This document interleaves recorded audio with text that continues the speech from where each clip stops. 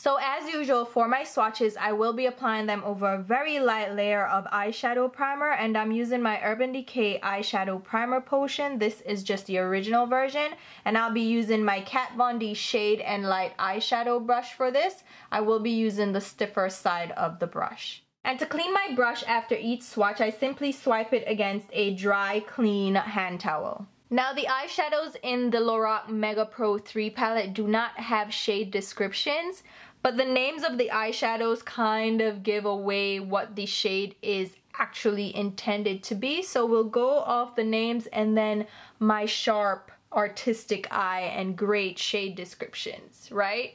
No, I'm kidding. So let's jump into the first row, and I'm doing the 2 rows of matte and then 2 rows of shimmer. And in the first row we have the shade Pink Cream, and this is just a light pink cream shade as the name suggests, or like a pink toned ivory.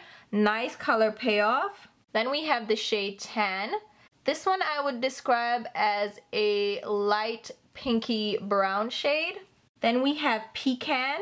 Pecan is more of a caramelly peachy nude shade. It's actually very similar to Tan, perhaps with just a little bit more depth to it. Then we have the shade Walnut. Walnut is just a warm medium tone brown. That one would actually create great dimension in the crease for a neutral eye. Then we have the shade Dusty Mauve. This one is more of a light rosy pink shade. This one is kind of a light lavender nude shade on my skin tone. Then we have the shade Violet Gray, which is more of a plummy mauve tone. Then we have Eggplant, which is a deep eggplant purple shade. This one needs a little bit more product to build up the pigmentation, but it does apply smoothly and does build up nicely. And then last up in the first row we have the shade Dark Navy. And Dark Navy is kind of a gray tone deep blue shade. It actually comes off as more of a slate gray shade on my skin tone with a little bit of blue or cool undertones. Moving on to the second row of mattes, we have the shade Crepe. Crepe is a yellow toned ivory shade. Then we have the shade Toffee, which is more of a yellow toned caramelly beige shade. And then we have the shade Mist, which is a very light gray shade. It's such an interesting shade. It's very rare to see shades like this, and I actually really like light cement gray shades, and this one is a true light gray. Then next to that we have the shade Vintage. Vintage is a medium tone taupe shade with gray undertones. Then we have Hickory. Hickory is a deep gray toned brown shade. That is great for building up dimension in the crease as well. Then we have Maple. Maple is a great orangey brick brown shade. Here we have Bark. Bark is a warm tone, kind of chocolatey brown. And then finally we have Jet Black, which is a repeat shade. It's in quite a few of their palettes, and it's just a matte jet black shade. So here we have all 16 of the matte shades swatched.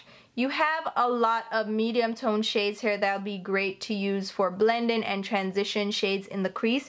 You also have some deeper shades that can build up dimension, followed by some smoky shades that are definitely going to give you that dark, sultry look. And you have some pops of pinky cool tone shades. You have warmer tone shades.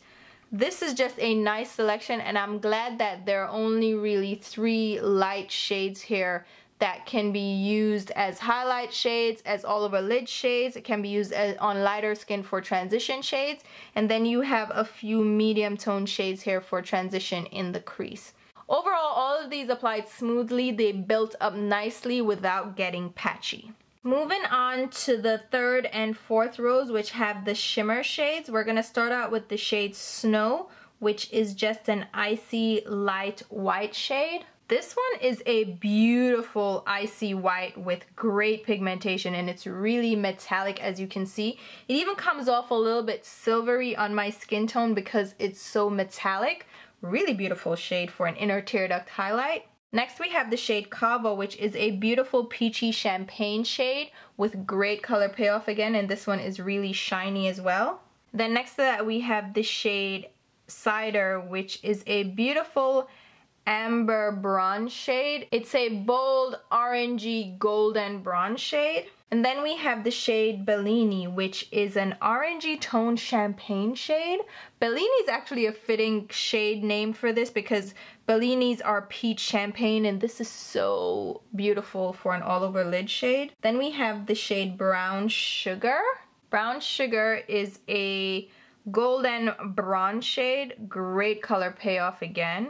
Then next to that we have Sequoia, which is more of a red toned bronze. The next shade up is Glacier, which is a very light, pale gray toned. I wouldn't call it a silver because it's not very metallic. It's more of a light gray shade with light silver sheen to it. And then we have Deep Fog, which is a deep slate gray shade. More of a satin finish again, not very metallic. Moving on to the last row, we have the shade Tulle. Tulle is a light pinky champagne shade. Really great pigmentation. Then we have the shade Pink Bronze, which is more of a rose gold shade. Next to that we have Rust, which is an orangey rusty copper shade. Great sheen, but not overly frosty. Then we have the shade Rose Quartz, which is definitely more of a rose gold than Pink Bronze, but it's a very shimmery, almost metallic shade. And then next to that we have the shade Olive, which is a shimmery burnt olive shade, followed by the shade Dark Roast, which is a deep, dark, dirty bronze shade. And then for a pop of color we have Pomegranate, which is a cherry cranberry shade. And then last up is the shade Licorice, which is a deep blackened, almost blackberry shade because it has a little bit of a red undertone to it. It's not a jet black. So here are all 16 of the shimmer shades swatched. And again, a nice selection of neutral shades. All of these swatch beautifully, have great pigmentation. They're nice and smooth. Some of them are more metallic than others. A lot of them are more satin shades, and that makes them a lot more wearable for most people that aren't looking for that high metallic sheen on their skin. These are very nice shades, and they complement the matte shades that are in the palette. Some of them even have matching mattes to go with them. I really like this color selection. I think it's an overall good selection.